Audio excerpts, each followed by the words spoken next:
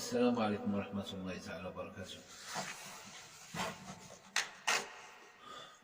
نتلاقاو من جديد في الموضوع اللي طلبوا لنا بعض الإخوان، اللي هو تيتكلم على منظمة. هذه المنظمة أو تنظيم عالمي ربما يكون من أقدم التنظيمات في العالم، هو تنظيم أو منظمة الماسونية، أو ما يطلق عليها باللغة العربية البناؤون الأحرار.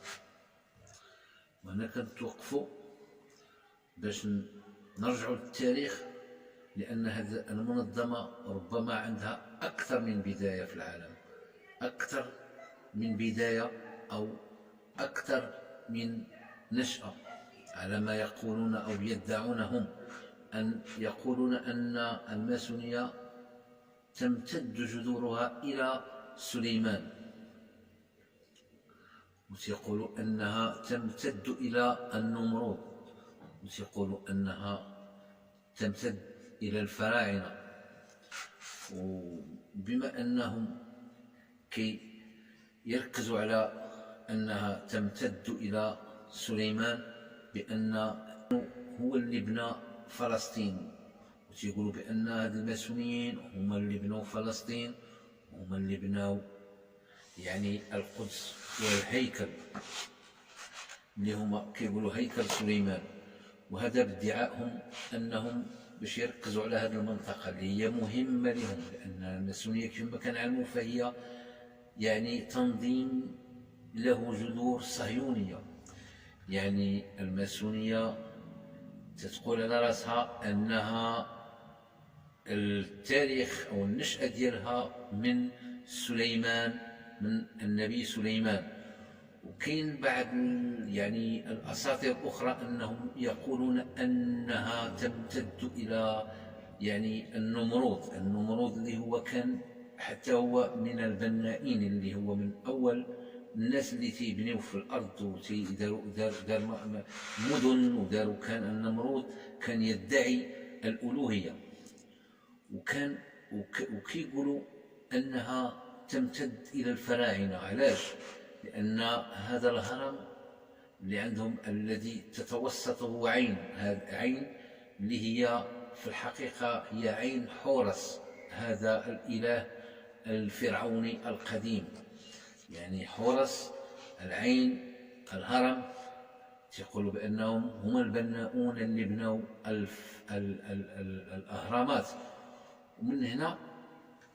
ومن هنا تيولي يعني النشأة ديالها فيها اختلاف، نشأة الماسونية، حتى أن مؤلف منهم أنه قال بأن أول ماسوني وهو آدم، أن آدم هو أول من بنى في الأرض. فيعني تيرجع الجذور أقدم حقبة من التاريخ اللي هو آدم. المهم حنا هذا التاريخ القديم ديالها ما كيهمناش، لأن كتهمنا هذه الماسونية الجديدة بأبعادها وبأهدافها. يعني في 1717 كانت النشأة الجديدة للماسونية بعد جمود أكثر من 5000 سنة. يعني تيقولوا بأن يعني النشأة ديالهم كانت في الفراعنة أو في عهد سليمان. يعني نشأة الماسونية يعني بالضبط مع بداية المسيحية في عهد هيرودس. قلنا في عهد هيرودس الذي هو كان يكن الحقد للمسيحية. وحنا كنقولوا في النشأة اللي كنعرفوها، النشأة في هذا العالم الحديث هي في 1717 ظهرت الماسونية في أوروبا، وبالضبط ظهرت في اسكتلندا. يعني ظهرت بشعيرة يعني مسيحية، سكوتش رايت، اللي هي كانت شعيرة مسيحية في اسكتلندا.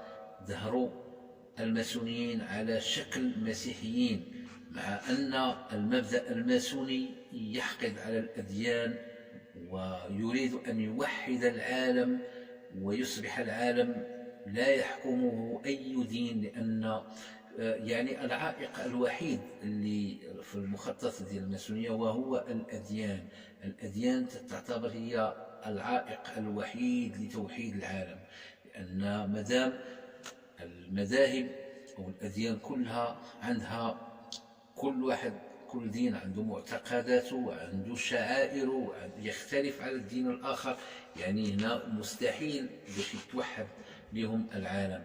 يعني المخطط اللي جاء أو نظرية المؤامرة، يعني الناس اللي ما كيأمنوش بنظرية المؤامرة فهي نظرية موجودة من قديم الزمان، دائما تتمحور حول الأديان. بالضبط أن الأديان، وهذا هو الصراع ما بين الشر والخير والشيطان والإله.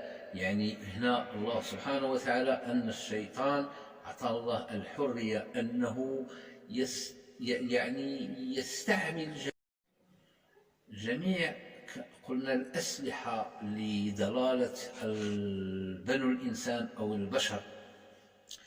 هنا بدأت تظهر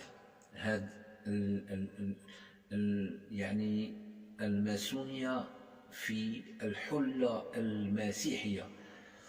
من هنا كتخرج وكيفاش جات هاد البناؤون الأحرار. يقال يعني أن يعني هما كانوا مهندسين وبناؤون، وبما أن كانوا العبيد هما اللي كانوا في هذا العصور أو الآلة الوحيدة التي لا تمل في البناء والتي مكتوب عليها أن تبني، يعني لأنها كانت خدم للسادة. وبما أن هم البناؤون سموا نفسهم أنهم هم البناؤون الأحرار، يعني أنهم البناؤون ولكن ليسوا عبيدا بل البناؤون الأحرار. وكاين يعني يعني هذا الاسم ديالهم عنده يعني دلالة أخرى يعني وصيغة أخرى، يعني تيسميوه بأن هذا الاسم هذا يطلقوا على أنفسهم لأنهم هم بناؤون ولكن أحرار من حيث العقيدة. لا عقيدة لهم وليس لهم يعني ما عندهمش دين موحد، بل يعني الهدف ديالهم أنهم ينشروا العلمانية. ومن طبيعة الحال يعني هو تنظيم يتمركز يعني في الآن عنده يعني عدة أيادي مثل الأخطبوط. يعني هو تراه في كل أنحاء العالم حتى في المنتوجات التي نستعملها، ويقتحم حتى في بيوتنا. يعني يقتحم رسوم الأطفال ويقتحم ويلعب على الذاكرة، وأنه يلعب على اللاوعي للطفل حتى يهيئ أن الطفل يتفرج في عالم ديال الرسوم المتحركة، لكن يعني هناك رسائل تمر دون أن يعلم الطفل، لكنها يعني تسكن الذاكرة عند الطفل وتتمحور في مكان في الدماغ حتى يعني يكون عنده مخزون من ما يكبر، أنه تأتيه المعلومة سهلة بما أنه تلقح في الصغر في العقل الباطن. فلما يعني كيلقى البرنامج مهيئ تيكون هو مهيئ نفسيا. يعني هنا بأن كنقولوا أن هي الماسونية فهي تنظيم أخوي. يعني يقال أنهم بيناتهم تيقولوا يعني الأخ، يعني الماسوني للماسوني تيقول له يا أخي، مثل الإخوان المسلمين مثلا عندنا يقولون الأخ أو الأخ، وهكذا هي ماسونية أخوية وتنظيم أخوي وسري، ولا يعطي لأي كان يعني مخططاته مع أن المخططات ديالو بعيدة أهدافها يعني تعمل في صمت وتعمل لأهداف بعيدة. يعني وهنا كنتوقفوا أن أكثرية ديال المشاهير في العالم تستحوذ عليهم هذه المنظمة. يعني ممكن أن تجعل من شخص يعني نجم ساطع في العالم وممكن أن تنزل من قيمة شخص ديال الأرض، يعني تتحكم بالضبط في الطبقات، يعني وهي يعني تستغلهم، هم تجعل منهم سادة العالم حتى يبقون عبيدا لها هي هذه المنظمة. وعندها يعني عندها مثلا استراتيجية أو عندها أهداف يعني تبني أهدافها على الأجيال المقبلة. يعني تتحاول، تنشوفوا حنا بزاف ديال الشباب تيبداو يديروا لنا شي اشارات بلا ما يفهموهم، تيبداو يديروا هذا ويديروا هذا ويديروا، يعني كيبداو يديروا اشارات. هنا كنعرفوا بان هي كتبني مستقبلها على الاجيال القادمه. وحنا غنتكلموا على واحد مخطط يعني مخطط الشعاع الازرق. هذا الشعاع الازرق يعني هو مخطط الماسونية يعني للحرب على الأديان. هذا مخطط الشعاع الأزرق يعني كتحاول تجعل منه يعني آلة حرب يعني علمية، وأنها تشكك الأديان في الإله باش تجعل منهم دين واحد، وتجعل منهم وعملة واحدة وديانة واحدة، وهي الديانة العلمانية أو الإلحاد. بالضبط الإلحاد. أول مرة استخدموا هذا السلاح، وهو سلاح خدموه داروا تجربة به، يعني أنه ممكن أنك تسمع صوت وتشوف صورة اللي هما وهميين ويأثروا فيك نفسيا وما تفهمش اشنو واقع. مثلا بحال هاد الناس اللي في مصر بينوا اليوم العذراء في السماء، ويعني استحوذوا على العقول ديال المسيحيين وعلى الناس البسيطة اللي ما عرفاش، وتيشوفوا في السماء كيف ما غنشوفوا في هذا الفيديو هذا، انهم تيشوفوا في السيدة مريم العذراء. للسيدة مريم العذراء انتشر أكتر من فيديو قبل كده، ظهور قوس قزح في البداية واتجمع على شكل السيدة العذراء، وأشاروا سكان الأرجنتين إن زورها مساند ليهم، ومش دي المرة الأولى اللي كما قلنا أن هذا السلاح اللي هو تكتشف في 1989 وظهروه، يعني كان هو في سرية تامة، وعقبوه خرجوه للعلن في 1996 اللي هو مشروع الشعاع الأزرق لتدمير الأديان. أنا بديت نبحث في الموضوع ولقيت أن حتى المشايخ ديال الدين تكلموا على هذا الموضوع هذا، بحال هذا الشيخ هذا اسمه واش قال؟ الشعاع الأزرق. طبعا هؤلاء ناس بتحلم عندهم من التكنولوجيا اللي تعبث في أشياء. فكرة مشروع الشعاع الأزرق وهو الآن أشبه بالجاهز عندهم. إيش فكرته؟ أن الله سيتجلى للبشر. إيش حيقول للبشر؟ حيروح عند النصارى يقول لهم أنتم عبادة المسيح هذه خطأ في خطأ. حيطلع في السماء، حيطلع بصوت عالي، وسيظهر ظل الله تبارك وتعالى، تعالى الله عما يقولون. مشروع عندهم اسمه مشروع الشعاع الأزرق. وسيأتي عند المسلمين هنا في العالم العربي والإسلامي ويظهر لهم ويقول لهم أنتم الدين تبعكم خطأ. وماشي هذا وصافي، هما بغا يجيبوا أن إنسان أو الإله يتكلم معك من السماء ويقول لك بأن هذا الدين المسيحي فليس هو بدين صحيح، وأن الدين الإسلامي كذلك، وأن هذه الأديان عبارة عن أسطورة، ويجيك صوت من السماء.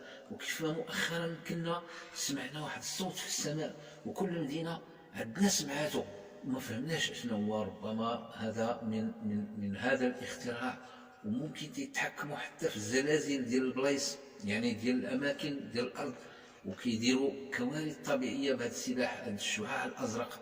يعني هو الشعاع كي يتحكموا به بأقمار اصطناعية، يعني هو بعدا في سوريا كيفاش حتى خرج هذا السلاح، وكيفاش حتى هذا يعني الملف السري وصل للعلن.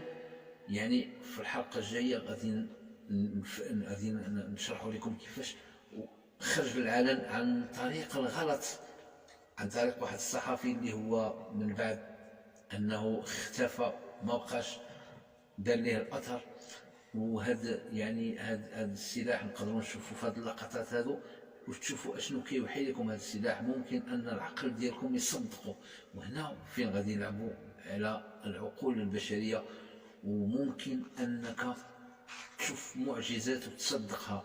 وهنا كيتجلى ان الصلي الهرم تتوسطه عين، وهذه هي عين المسيح الدجال اللي قالنا الرسول صلى الله عليه وسلم انه اعور.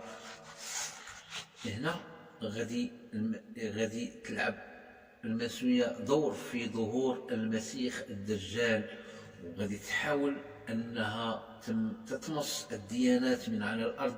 لحتى في واحد الحديث انه تيقول الرسول صلى الله عليه وسلم غادي يجي على واحد الزمن ما يبقاش يتذكر فيه الله على الارض، يعني وغادي توخروا فيه الاشرار، اللي هو غادي يكون الله سبحانه وتعالى هيئ الاشرار يوم القيامه انهم يشهدوا يوم القيامه. من بعد الله سبحانه وتعالى كيرسل ريح طيبه فيقبض ارواح المؤمنين، فيبقوا الا الاشرار الذين يؤمنون بالطاغوت وبالمسيح الدجال.